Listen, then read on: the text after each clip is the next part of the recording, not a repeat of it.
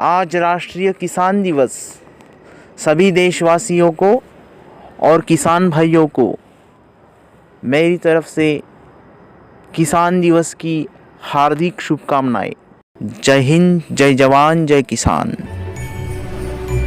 अब इस सरकार के कुछ नुमाइंदों की तो हद हो गई।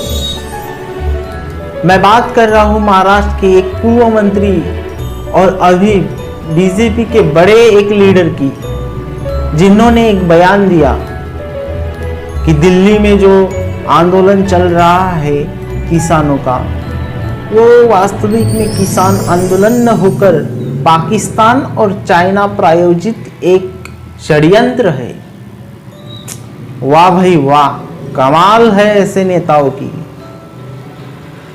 अरे भाई, जिस थाली में खाते हो उसी थाली में छेद।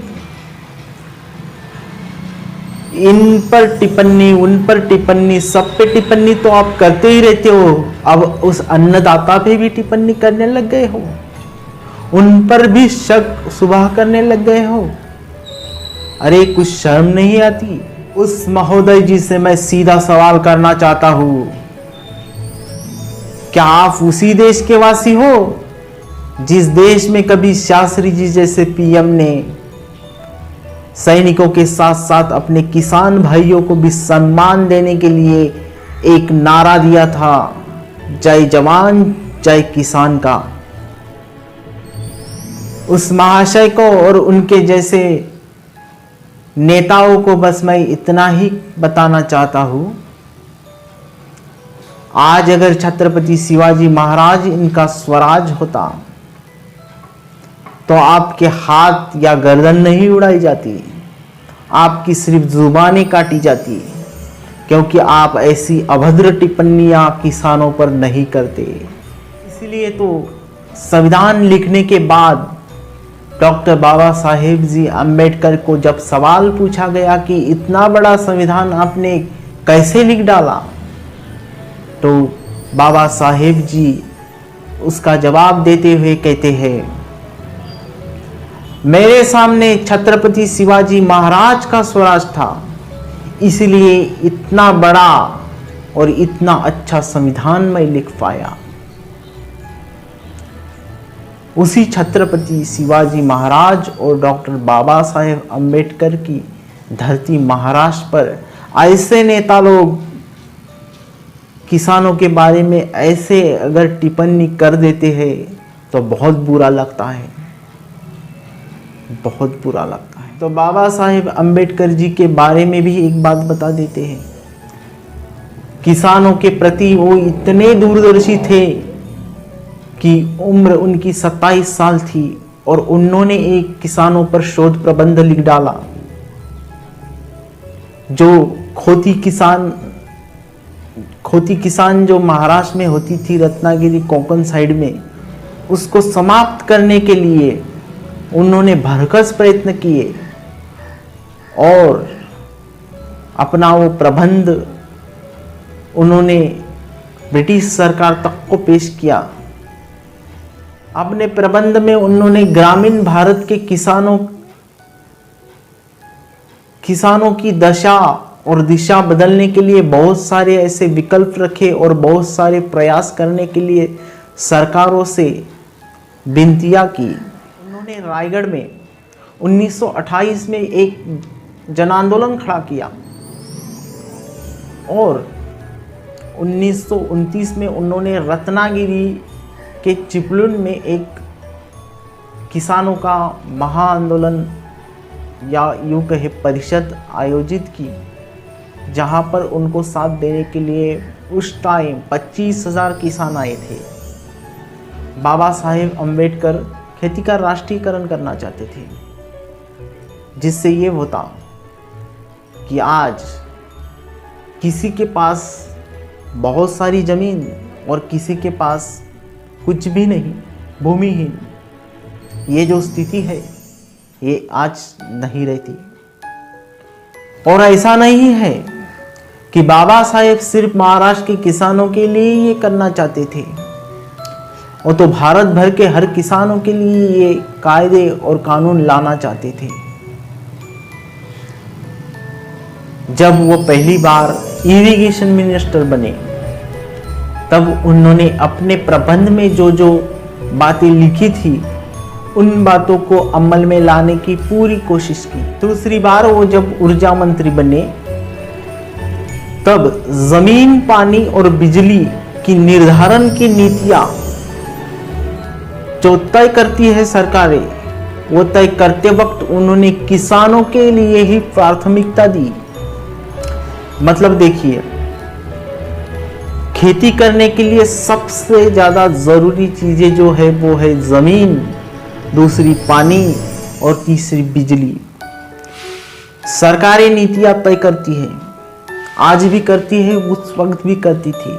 तो उन्होंने किसानों के लिए प्राथमिकता दी कि जमीन और पानी और बिजली सबसे पहले कहाँ दी जाए, उद्योग धंधों को या फिर किसानों को।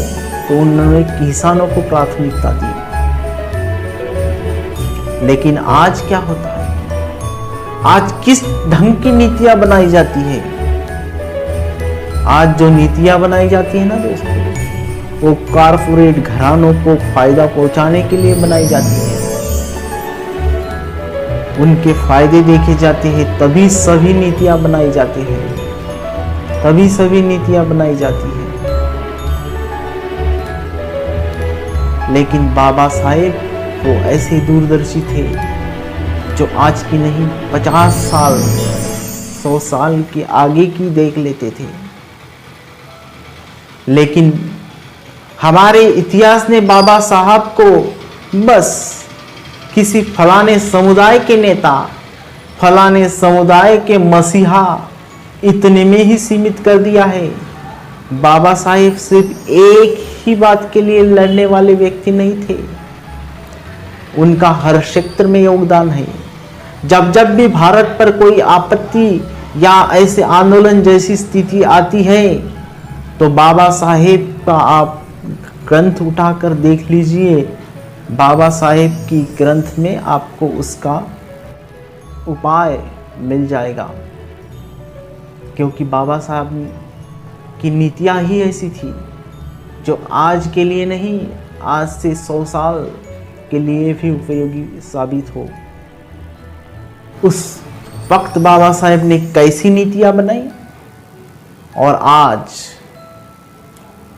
ऐसे अलग अलग एक्ट के द्वारा सरकारें कैसी नीतियां बनाती हैं। जो किसान आंदोलन कर रहे हैं उनका यही कहना है कि इस एक्ट में जो नीतियां बनाई गई है वो किसानों के हक की नहीं, किसानों के फायदे की नहीं, वो सिर्फ और सिर्फ कारपोरेट घरानों के फायदे की है। इसीलिए इस कानून को लाना मतलब किसानों पर एक तरह से जुल्म और अत्याचार करना है। तो जैसे कि मैंने पहले भी कहा, जब मैं इस कानून के बारे में पूरी तरह से पढ़ लूँगा, उसके बाद में पूरी डिटेल में इस पर ही एक वीडियो डालूँगा। आज का ये वीडियो बस इतना ही है, और सिर्फ इसलिए है कि सरकार जो किसानों के साथ कर रही है वो गलत है। उनको आतंकवादी कहना, उन पर लाठियां बरसाना, उनको विपक्ष की चाल का बकरा बताना, ये जो सरकार द्वारा घिनौने काम कर किए जा रहे हैं, इसको मैं गलत कहने के लिए ये वीडियो बनाया है। तो फ्रेंड्स, आप अगर इसके बारे में और कुछ जानते हैं तो कमेंट में ज़रूर बताइएगा। आपने अगर इस कानून को पूरा डिटेल में पढ़ लिया होगा तो आप इस पर अपनी राय टिप्पणी कमेंट में ज़रूर दे सकते हैं। और हाँ, अगर ये वीडियो आपको अच्छा लगा हो तो आपके फ्रेंड्स तक, आपके किसान भाइयों तक और सभी जगह इसको शेयर करना। और ऐसे ही नए नए वीडियो में बनाओ, मुझे मोटिवेट करने के लिए आप प्लीज़ हमारे चैनल को सब्सक्राइब करना। तो मिलते हैं अगले वीडियो में फिर किसी नए टॉपिक के साथ हमारे इसी चैनल पर, जिसका नाम है मिस्टर आज़ाद। तब तक के लिए take care, stay safe and Jai Hind. जय जवान, जय किसान।